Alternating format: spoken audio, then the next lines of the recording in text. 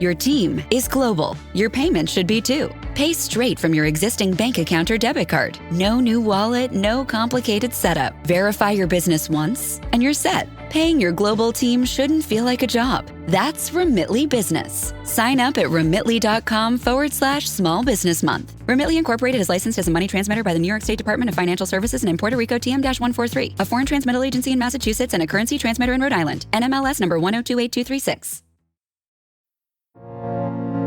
I'm Livy Dunn, All-American gymnast and Viore athlete.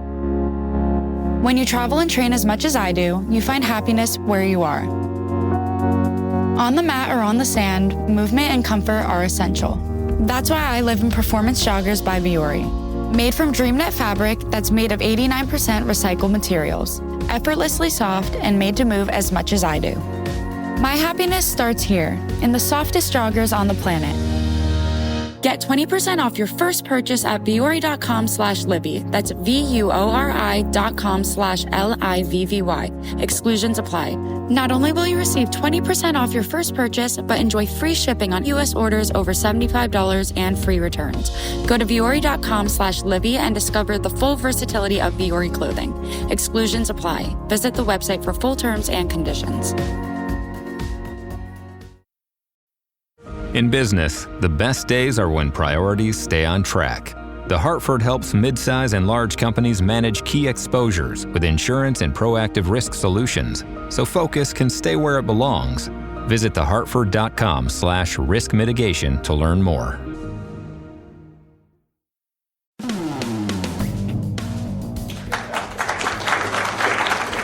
It was a day for applause and smiles in Calgary recently as Alberta Premier Danielle Smith welcomed Prime Minister Mark Carney to the oil capital of Canada to talk about their next step forward, how to expand on the memorandum of understanding from last fall and potentially, but not surely yet, move forward on a pipeline.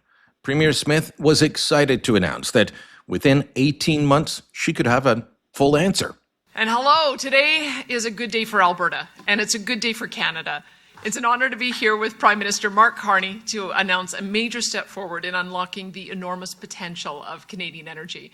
And I'm happy to share with Albertans that we'll be signing an agreement today that clearly sets out a pathway to the construction of a new oil pipeline to Asian markets, commencing as early as September 1st, 2027. And Prime Minister Carney was saying that this was about trust. We're building trust of investors, that Alberta and Canada are reliable and attractive destinations where opportunities are plentiful, the rules are clear, and one project means one review. The trust of Asian countries who want our energy because they know that we are a safe, stable, reliable partner in a world that is anything but. Hello and welcome to the Full Comment Podcast. My name is Brian Lilly, your host, and today, well, what does this deal actually mean for the oil patch? There's some excitement, there is some skepticism, there's lots of questions that remain to be answered. Joining us to talk about this and bring his perspective as someone with long experience in the oil patch is Paul Colborne. He is with Surge Energy, their president and CEO, and a long resume that goes back. Paul, thanks for the time today. Thank you very much, and I'm thrilled to be speaking with you. I would like to highlight that I think over the last several years I've watched your program and feel that you've created a very balanced way of looking at the issues in Canada and that you actually hold people accountable to their words, and I really like that in your style. Oh, thank you very much, Paul. Well, we'll start with that. I'm skeptical and excited. I guess that puts me somewhere in the middle when it comes to this announcement. I want things to move forward, but I'm looking at some obstacles in the way, and being a journalist, you're naturally skeptical. So as someone in the business, give me your reaction from when you first heard about it to now. How are you feeling about this deal? I feel very excited about the deal, and I think things take time. Everybody wants the answer today, tomorrow, the next day, but I view it as steps, and I think Prime Minister Carney's words of building trust, the capital markets want to see the steps, they want to establish the trust. So I'm quite excited about the pushing along of this key project on the MOU pipeline. There's a couple of different parts of it. There is the pipeline part, there is the carbon tax part, there is the carbon capture and storage part. Um, the carbon tax is still going to be going up significantly, 6.5 times what it is now. John McKenzie of Synovus is someone who called it out and thinks that, well, we don't need that the world has changed. For the longest time, it felt like the oil industry in Canada asked for a carbon tax as a way to say, see, we're good, we're legitimate. Now, please let us develop our natural resources. Do we still need the carbon tax in the new era that we see ourselves in when the whole world is thirsty and demanding oil that doesn't come from a dangerous spot, such as Iran, the Strait of Hormuz? I think it's all about balance. When you look at it, is we seem to go from these crazy right, left, forward, backward positions, and I think balance in the negotiations. And I think it's a reasonable balance has been struck with the carbon tax limits that have been put on. Just remember this: the Supreme Court of Canada spoke, and they said the federal government has the right to put a carbon tax on, and that's law. So within that, it was supposed to go much higher, I think, to 170. So I think the balance struck is, okay, we need that and we want that, commitment on a sequestration project. But when 70 is too high, and then phasing it in, I believe, to 2040 is a reasonable way to make it happen. I'm not saying John McKenzie's wrong, because he has a different perspective. But in a balance to get something done, and to your word, or Mark Carney's word, establish the trust, I think it's a fair balance is struck on that issue.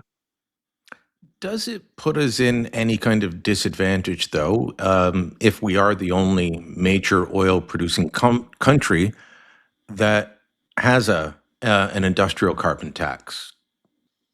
It definitely puts us, the word disadvantage, if the world was going that way dramatically quickly on a movement way too far to the one side, having it in place is a balance, in my opinion. So to me, we've struck a balance here where we say, yes, you can go ahead with this project, but still have a feel that we are not just abandoning the carbon sequestration initiatives and momentum that had occurred. So Canada's a leader, and many times we lead in our environmental and regulatory positions. We lead the world. So for us to strike a deal for the development of our huge resources in Alberta and Canada to be balanced against a reasonable, some might say too high, time will tell, but I think a balance is struck, and I don't think it makes us more uncompetitive. It just makes us a leader in getting a project like this done. It's kind of I think a leadership type position is trying to be established. I'd be remiss not asking you about the Pathways Project and carbon capture and storage. This is something that to me felt like the industry wanting to pay the dang geld for years, that this is the price of business, it's what we have to do. Still seems like it's the price of business now. Could be as high as $30 billion that it will cost the Canadian industry to get this done. Is it needed anymore? It's part of that balance that I think you want to be able to show the world. I have children and grandchildren now, so I want to be able to say that we left Alberta, Canada, the world in a better spot. I know that sounds kind of generalistically, greenfield and all that bubbly, but the truth of it is, this is Secretary of Energy Chris Wright about a few months ago, $10 trillion was spent over the last 15 to 20 years on ridiculous investments in solar, wind, green initiatives that are all being written off, all the management teams fired, including the 3 super majors in Europe that all bent to climate change, who have now all lost their jobs, boards replaced, management teams replaced, BP replaced their CEO twice. They're all back to oil. So $30 billion to me seems like, again, I'm not sure of the number. I don't know if it's the right number or not. But when you compare it to, how about clean ethical oil that has the carbon tax and then the emission gateway pipeline sequestration project, $30 billion to err on the side of the angels on that balance. It actually, to me, it sends a amazing signal that Canada's both got the resources, got the plays, trying to create a balanced strategy, and that we're ethical. We're not just throwing out there's a good argument for climate change and CO2 sequestration. How about that? $10 trillion was spent on ridiculous projects that had no EBITDA, that had no business case whatsoever, and they're now all being written off. And what did the $10 trillion get us? Chris Wright said 1.4% of world energy needs are wind and 1.2% for solar, for $10 trillion. Well, I like the feel of, we know our oil works, but let's make it clean, ethical oil with the I don't know the exact numbers as well as others do, but the carbon tax, and then you add the Pathways project. How about developing ours with clean, ethical oil under the best regulatory system in Canada for health and safety in the world for Alberta? I like the feel of that. It feels like I'm not selling my future generation, my kids and my grandkids and your grandkids down the river. We're going to do it ethically. And I like the feel of that, to be honest. Prime Minister Carney is definitely talking about oil, or as he will often just call it, conventional energy, although he's getting more comfortable uttering the word oil, which he wasn't comfortable uttering for a while, not in a positive sense anyway. But he's still committed to net zero, and he keeps talking about decarbonized energy. Is there actually, in the international market, whether we're talking Asia or Europe, two of the most likely markets for exports if we're to do this right, is there a desire among potential customers to say, yeah, you know what, I'll pay a premium for decarbonized oil or oil with a lower carbon footprint? Is that a driving factor? Well, I think it's a fundamental lack of understanding on the importance of oil. And I will point out that one of the biggest changes in my 30-year career happened on November 12, 2025. A lot of people don't even know what happened. I don't. Yet the IEA came out and said peak oil is not 2030. Brian, they said it's 2050. And India said, yeah, for us, it's more like 2070. China said 2060. So my point on that is the importance of oil on the planet. You have 8 billion people in the world, and for the first time in history, 6 billion people are industrializing at the same time. China, India, Asia, Africa. And we have a massive worldwide shortage of oil caused by pretty much right back to 2014 when the OPEC group, Saudi, decided to break the Permian Basin. And there's been a fundamental lack of investment in our industry for 12 long years, let alone the terrible track record, I believe, of the previous Liberal government. And now demand has kept going up to the right. When I started in the business, the world demand for crude was about 70 million barrels a day. Now it's 105 million barrels a day, and it's going to continue to grow until 2050. And Canada is a world leader. We're the fourth biggest producer in the world at 5.5 million barrels a day.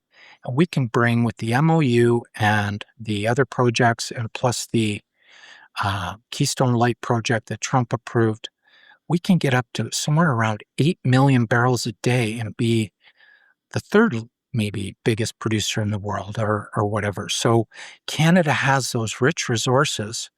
And I think that bringing in a Bill C-5 early in the mandate that Mr. Carney got is a signal to the world. And then to your words earlier, establishing a trust that we are going to open up the world to our world-class resources in Canada, our coal, oil, natural gas, pulp and paper, wheat, arable land, water, uranium, potash. We have it all. But we've been ridiculously managing our resources for 9 years under the previous government, wildly inept performance, as you have reported in the past, and I agree with you.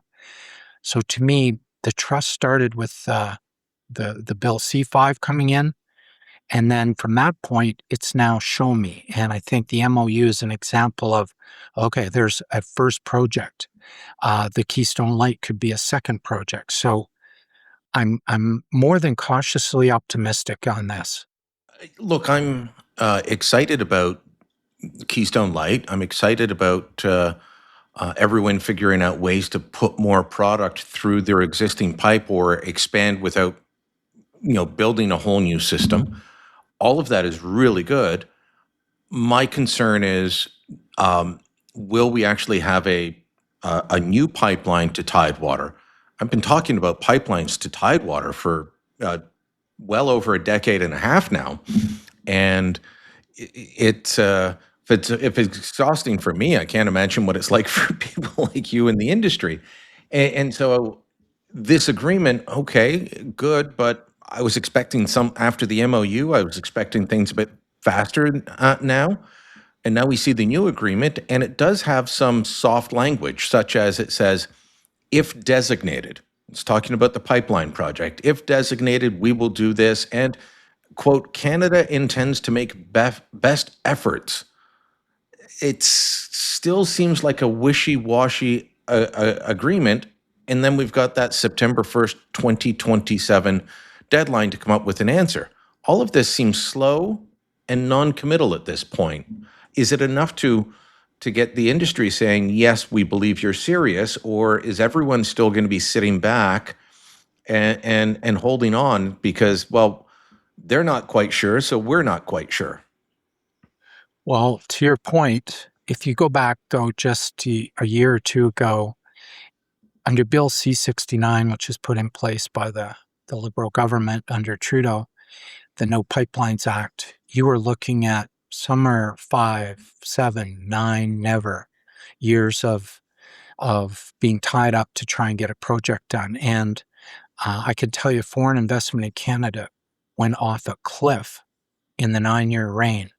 So anything that would be a year approval to me is a massive speed up to what was there, Brian. I'm looking at the UAE and saying, come on, they're doubling theirs in 2 years. And we're hoping to get to an answer in 2 years and then 5 years to build. I've made this point several times on the podcast, Paul, that when Mark Carney said we need to think big, act bigger, move at speeds not seen in generations, I applauded. And I said, good, this is what we need. It's what we want. It's not feeling to me fast enough yet. Maybe I'm just impatient. No, I think you're right. And you are impatient, but just remember this. He's dealing with the incredible mess he was handed, and he's trying to open up the world to Canada's amazing resources. And just remember, he didn't have a majority until a few weeks ago when he won the 3 by-elections and the lady crossed the floor. So he also has some ridiculous performers still in his caucus from the previous government, and he's slowly So we've just learned about those 14 MPs that signed a letter taking him to task, accusing him of backsliding on the environment. They say they're trying to be constructive, but clearly they don't like this agreement with Premier Smith. To me, it feels like the Canadian public is willing to give Prime Minister Carney an awful lot of political capital to move forward with projects like this. The polling seems to show that Canadians are on board, but are you worried that he's got problems inside his own house that could complicate these? Yeah, so I think he is a smart man, pragmatic. You just look at his track record and career. He understands that the resources Canada has and our need to not run up our debt anymore, not run up our M1, M2 money supply, open up our resources to the world on fair agreements and barter for the other things we need with our amazing resources. That's simple economics 203, the law of natural advantage. But the prior government, and to your very good point, I didn't know it was 14, but he has some malcontents who basically ran our country into the ground for 9.5 years. And when I say that, I have the proof of that. I have the proof. If you look at our GDP per capita was tied to the United States under Brian Mulroney's free trade agreement and the succeeding governments. We're number 2 in the world, in the entire OECD, right up there with the tied to the US. Under the 9-year Trudeau government, our GDP per capita went to the second lowest, not in the G7, not in the G20, in the entire OECD. Our GDP per capita dropped to the second worst to only Luxembourg in the 9 years under that government. So any of these 14 members that are somehow not going to open Canada back up for business, I hope that people, when they go into a voting booth, hold them responsible for the track record that they established under that prior government. Because I believe Mr. Carney's bang on. Again, You seem confident that he's willing to go ahead with this, that he's not hedging bets. well, again, I believe the fact that he didn't even have a majority initially, he's got a tentative majority. He's trying hard to weed the incredibly poor performers out and appoint them as ambassadors and get them out of the caucus. There's a few more to go. Exactly. He's literally, we may need to have a general election on some of these key points, but I do think the steps he's trying to show the world, and to your very good word, to go back to the start of the conversation, establish the trust. I'm hoping you can see it. There's foreign investment in Canada over the last 9 years of the Trudeau government. So to turn that and get foreign capital coming back in, you mentioned investors in the Middle East, investors in Japan and other markets, and the United States back into Canada. I believe Carney is trying to establish the trust to bring that capital back. Has enough been done at this point to lure a private proponent for the pipeline out of the woodwork yet? Because, Enbridge has said maybe, but I think that's as far as Greg Abel's gone. Maybe. And I think government would step in if needed to, but I don't think that Premier Smith wants to own a pipeline, and I don't think Prime Minister Carney wants to own a pipeline. So where is it at in terms of the industry feeling secure? Again, your question is very, very good, because think back to the debacle that was the Keystone XL, and we both said, let's go. And I think it was at least a third built, and then new governments come in and it's abandoned, and that capital's hopefully not forever wasted and written off. But there's an example of no trust and government turning it over. So I'm not that knowledgeable, but I would think that pipeline companies, if they can see certainty on timelines in particular, and there was that follow-up announcement that Danielle made, I think there was about, okay, no, here are the actual timelines that we're agreeing to. And I think if you were running a big pipeline company, you'd be, okay, I'm optimistic, but show me some timelines, because I've got other places I can spend my capital. Canada clearly has the resources. Show me you have the will, federally and provincially, to do it. And I think they're trying hard. I actually do. I give such credit to Danielle and to Mr. Carney for pushing hard on this. And yes, at every step, there's going to be naysayers and people that judge it. But I would think it's got to be getting to a point where if they can establish timelines, the big fear for me is, and I think if you were running a big pipeline company, you'd go, well, I want to go ahead with this. I love Canada's resources. I love building it. But what if that government falls, or what if the U.S. government falls, and I don't want another failed project like Keystone XL? Well, the one thing business hates is uncertainty.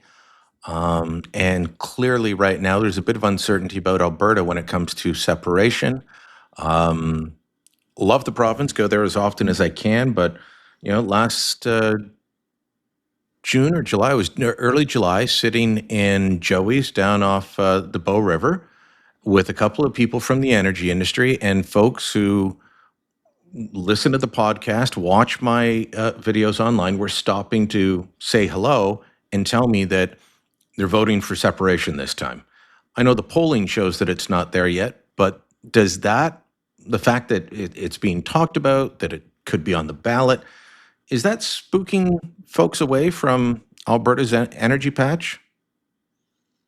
That is certainly not the type of certainty that foreign investors would want to see. I'm a believer in Canada. I'm a believer in Alberta. I believe in Alberta within Canada. And I really like the strides being made. I love the fact that Mr. Carney came out and visited with top CEOs in Calgary, established Bill C-5, asked for the list of projects, announced the MOU after good hard work with Danielle on the MOU pipeline, have come out with this second announcement. So I want to be a big, I want to believe. And as you said, I'm not a believer in separatism. I don't want to have that as part of the field. But there are times, and you saw it in Quebec under René Lévesque, where at times, if you think it's not a fair or good deal, you have to stand up for your rights in your province. So I think that sentiment, there's always going to be the right-wing sentiment that's that feels that we're getting a raw deal in the West here. So it's just probably, I've seen it. You have in your career seen Western separatism talked about many times. And after the last 9 years under Trudeau, I would say it's running near an all-time high. But and yet at the same time, so are the Carney Liberals in polling. They're not ahead of Pierre Poilievre and the Conservatives yet in Alberta, but they're at levels they haven't seen in years in Alberta. It is a strange time politically in Alberta politics. Let's take a break right now. When we come back, Paul, I do want to ask you about what other steps need to be taken to smooth the way for this to go forward. And, well, the elephant in the room, I guess you could say, and that is, what about opposition from some First Nations groups, specifically activist groups, that believe they have a veto? Back in moments. Fox News is now streaming live on Fox One. When it matters most, turn to the voices you trust. We go beyond the headlines, bringing you the stories you won't hear anywhere else. Live coverage, sharp analysis, real perspective. At home or on the go. Stay connected when it counts. Stream Fox News on Fox One. Download today. From hidden Mediterranean gems to the wilderness of Antarctica, Silversea invites you to explore the world in greater depth. Venture to over 900 destinations across all 7 continents. On board small ships that set the standard for elite ocean travel. Every journey opens doors to extraordinary discoveries. And wherever you sail, you can expect the same Silversea promise. Unrivaled service, unmatched comfort, and unforgettable memories. Visit silversea.com to learn more. Halliday presents, in the red corner, the undisputed, undefeated Weed Whacker Guy.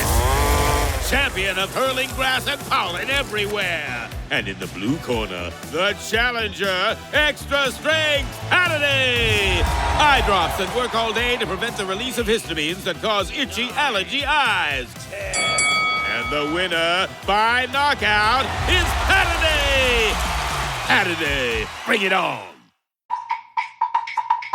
There were so many missed opportunities to catch this before the devastating thing happened. A third of them we found literally in the phone book. These people were not afraid. They knew that nobody was effectively hunting them. They knew they had escaped justice, that they were going to die in their beds. When I give talks at law schools, is that the charter ultimately is empowering a minority, and it's empowering a minority that's a guild across the country.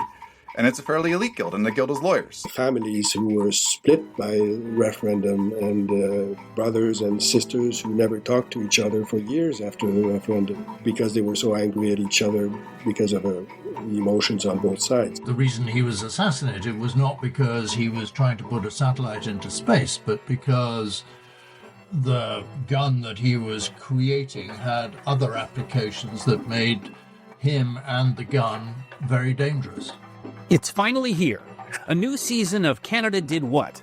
Post-media podcast that revisits the big Canadian political events you might think you remember and tells you the real story you never knew. I'm Tristan Hopper. The voices you just heard are from our brand new Season 2. We will unpack some of the pivotal moments that helped define our country, often without a vote, usually without a plan, and sometimes without anyone admitting what they'd done. We'll find out how Canada became a welcoming paradise for untold numbers of Nazi war criminals after the Second World War. We let them build monuments to their wartime exploits and even ended up honoring a Nazi fighter in the House of Commons. And I'm sorry to say that none of that happened by accident. We'll bring you the little-known story of a troubled Canadian rocket scientist who turned to a sinister life of selling giant guns to terrible people. And if that sounds like a spy novel, it ends like one too. You'll hear the behind-the-scenes story of Quebec's attempted secession from Canada and how very close we came to a political crisis that would have made Brexit look like a picnic. You'll hear about how the much-celebrated Charter of Rights and Freedoms turned into something its creators never wanted, and how many of the most extravagant warnings about the document were all quickly proven true. And you'll even hear about how authorities bungled multiple chances to stop the deadliest terrorist attack in our country's history, and then proceeded to pretend it never happened. These aren't dusty history lessons. They're stories about power, ambition, madness, and the things about Canada that a lot of people would rather ignore. But not you. You won't want to miss an episode. Subscribe to make sure you get all of Season 2 starting March 2026, anywhere you get your podcasts. Some of the legislation that is centered around, or that were hurdles, for instance, Bill C-69, the so-called No More Pipelines bill, is still in place. So if you're if you're the private sector and you're thinking about trying to build this, say, geez, and because remember, I would say there's two challenges. One is just getting approval for a pipe, but two is to fill a 1 million barrel a day pipeline, there's going to be a lot of projects that's going to be required to be approved to be able to actually fill it. So I would say it still to be determined as to whether or not the plausibility of actually getting a pipeline filled remains to be seen. That was Adam Watrous. He is the executive chairman of Strathcona Resources, a major investor in the oil industry in this country. And Paul, I have to ask you, he's another person who's saying, look, there's still heavy lifting to be done. How do you get the pipeline built? How do you fill the pipeline when you've still got C-69, C-48? We can't bring in tankers off the West Coast right now. Is there still a lot of heavy lifting that has to be done? And do you think that Prime Minister Carney, with that opposition within his own caucus, is going to try and move ahead? In my own opinion, I think that the MOU pipeline debate as it's going on right now is a major sign of the change of sentiment in Ottawa. And I think it's been this way for Alberta, but in Ottawa, that we need projects like this to open up our country to the rest of the industrializing world. So I look at it and go, to me, the MOU pipeline is a microcosm. So if you start looking at Bill C-5, recognizing that the Bill C-69 was effectively a sterilization of almost any type of project in Canada for the last 9 years, and foreign investment dropped off a cliff. And not just for oil, that was mining, that was forestry, that was everything. Exactly. So Bill C-5, and in a prior life, I used to be a lawyer, but I'm not anymore. So I'm not giving legal advice. I'm just saying the federal government has the plenary power it always had this power called POG, Peace, Order, and Good Government. If things are in the national interest, the federal government can move and enforce them. And there'll be special interest groups, all have to step aside because this is in the national interest. Well, Bill C-5 that Liberals put in, the Carney Liberals, is just a solidification, if you ask me, of saying projects of this magnitude that are key to our country, we can't keep running up our debt. We can't keep issuing paper at historic levels on our M1, M2 money supply. At some point, we have to open up our resources. So I think Bill C-5 has to answer Adam's point about Bill C-69 and the No Pipelines Act. So it's a pretty bold step was taken with a minority government by Mr. Carney early in his mandate. Within a month, I think he had that bill passed. And there's only so much he could do when he had a minority. And as you said, some malcontent still left over the horrible era of the prior government. So I like the steps. He passed it with the support of the Conservatives. Exactly. So to me, that's a positive sign that they are serious about opening our country up. And he has a very narrow majority, but like you said, he has some malcontents in his own caucus. So clearly, there may have to be an election vote on this, with this as one of the major issues, to get him or Pierre a majority so they can truly put through a national project that's in the best interests. Before we turn to the issue of dealing with First Nations opposition, British Columbia is saying that they will not allow this to go forward. That they are acting, Premier Eby, as if he has a veto. You mentioned peace, order, and good government. We know what the Supreme Court has said in the past, that they do not.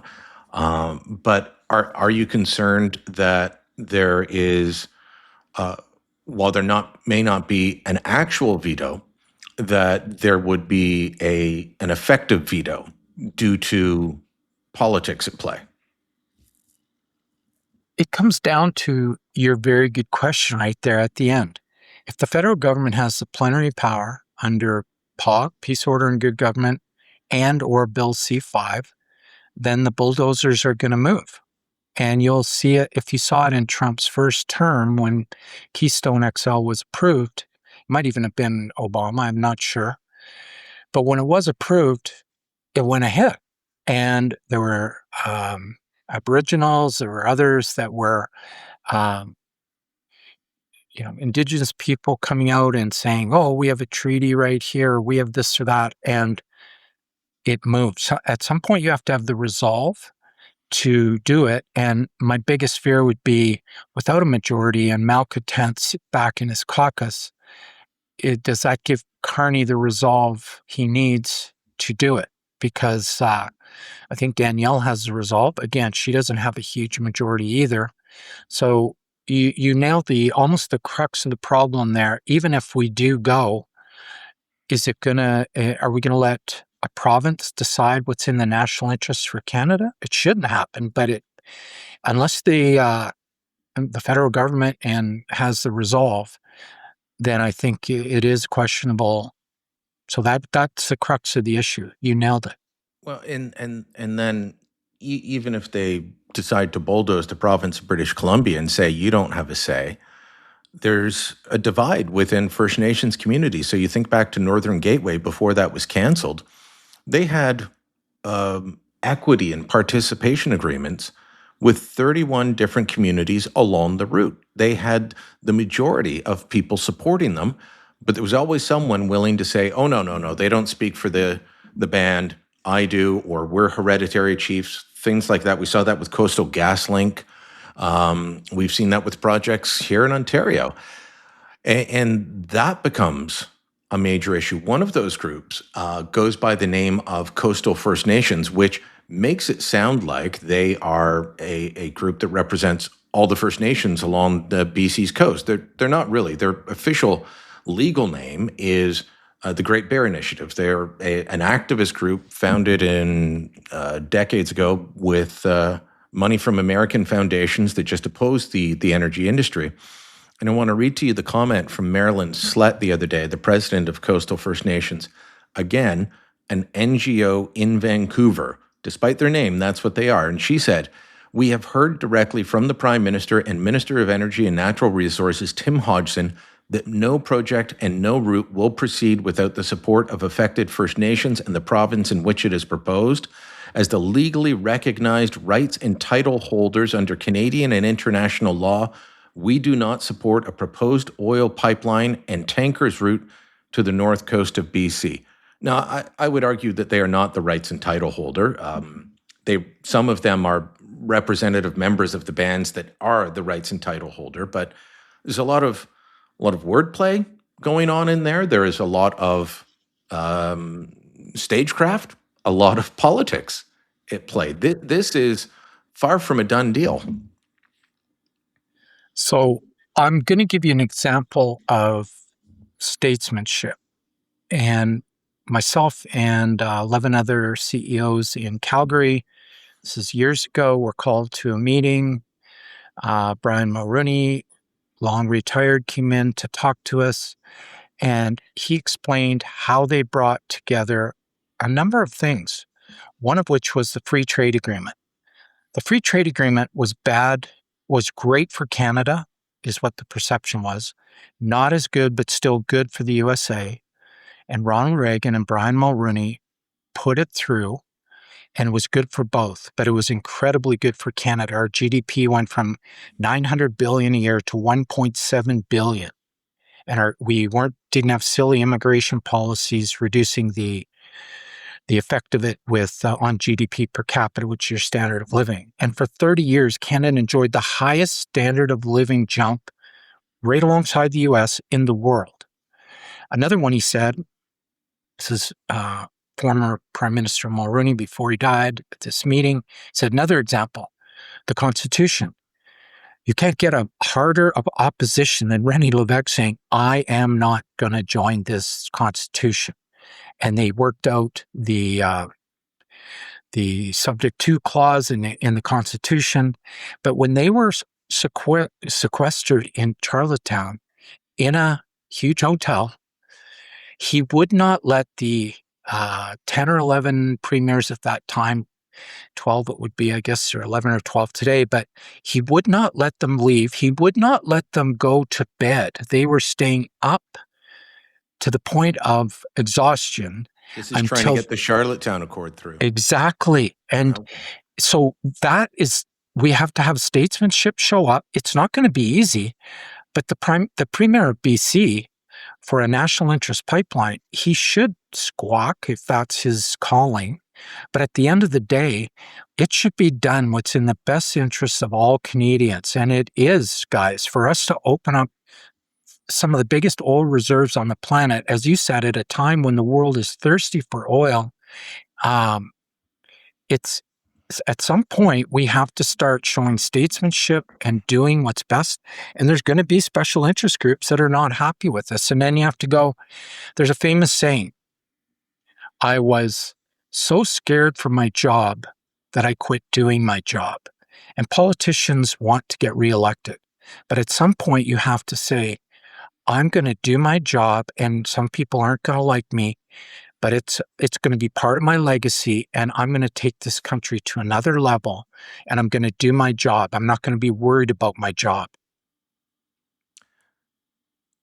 Right now, your firm is in conventional oil across Alberta and Saskatchewan.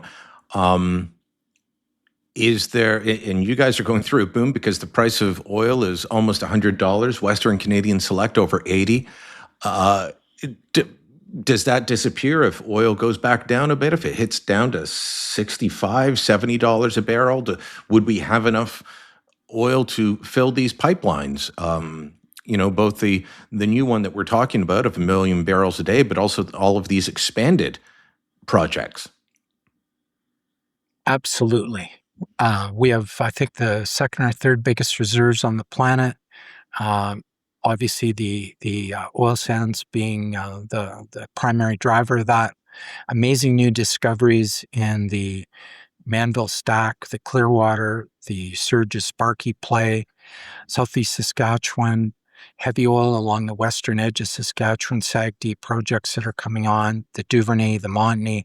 Canada has almost inexhaustible resources to bring to the table for the 6 billion people that are trying to get a higher and better lifestyle that comes with light sweet crude oil. So Canada has those resources. I would say absolutely. We just need to open up our country to those markets. And that's going to take some resolve and some statesmanship, but I do believe that we'll get it. It's interesting what you were saying earlier about peak oil. I don't know how many times I've been told we're hitting peak oil and then we just roll on past it. Demand keeps going up. I think you said India said 2070. I'm going to say at least that. Exactly. Just based on gut. So this is an industry that will be looking after our country and the people that live here long after you and I are gone. Not that I don't wish you a long life, Paul, but it's going to be a long time before we run out of that sticky stuff below the ground. No, and you're right. And I will point this out. So the number of meetings that I'm having at Surge and we're having here with U.S. investors, foreign investors, has gone nuclear in the last 6, 8, 10 months with Bill C-5, Canada's amazing resources. It's amazing how people want to open up and barter with us, trade with us, and trade our oil and our coal, our natural gas, our uranium, potash, all the things we have, our water, and open Canada up. So what I'm thrilled to show you or tell you is for 9 years, I'll turn one massive negative into a huge positive. For 9 years, investors stayed away from Canada. Bill C-69 being one of the best indicators of that. They literally, you couldn't get a U.S. investor to talk to you about Canada under the Trudeau Liberal government for 9 years. And now, all their major basins, the Eagle Ford, the North Dakota Bakken, the Haynesville, and the Permian is now looking like they hit their peak, called a Hubbard curve. So when a reservoir has about 40 to 45% of the oil pulled out of it that's there, it starts to peak and roll over. So the U.S. major basins for oil in particular are starting to roll over, and Canadian oil is seen, and you've seen Shell just bought ARC for $22 billion. Ovintiv bought NuVista for $15 billion, I believe it was. So you're seeing deals get done already where people are going, okay, Canada's back. We're ready to put our money back into Canada. So I love the feel of that. And hopefully, as you said, we can, deliver those barrels to a thirsty market. One of the things that I'm hearing now is that the province is getting close to a deal with Pathways. They may start out smaller than $30 billion, but they will start and go from there. No, it like $30 billion sounds pretty damn daunting to me. So I love the idea. Start it modular. Let's start with 20% of the project and get it going, and then get the MOU pipeline going, and then we, ramp it up. We don't have to spend it all this year and bankrupt ourselves, but start the project on a pilot basis. We do a lot of that in the oil industry. Start a pilot, get it going, get it proved up, learn from it. That's how the oil sands were developed. They didn't start out at 4 million barrels a day. And it feels good that we phase it in as the demand for oil goes up. The MOU pipeline, we take Canada from 5.5 million barrels a day up to 6, 7, 8, and we expand the project as we go. That feels like a good start by Danielle to do it that way. Paul Colborne with Surge Energy. Thanks so much for the time. Had a lot of fun. Thank you. Full Comment is a Postmedia podcast. My name's Brian Lilly, your host. This episode was produced by Andre Prue, theme music by Bryce Hall. Kevin Libin is the executive producer. Make sure you hit share, subscribe, let your friends know about us. Thanks for listening. Until next time, I'm Brian Lilly.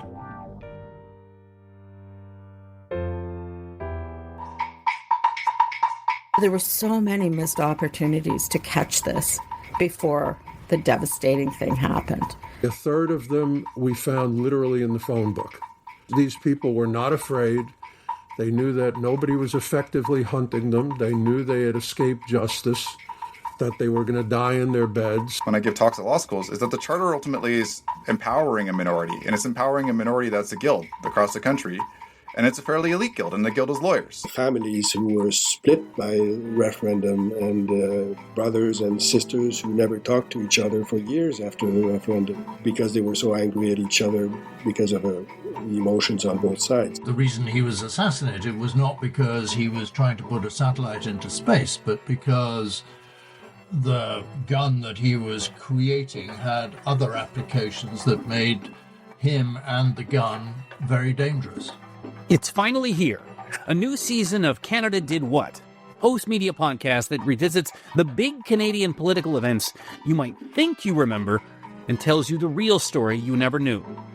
I'm Tristan Hopper. The voices you just heard are from our brand new Season 2.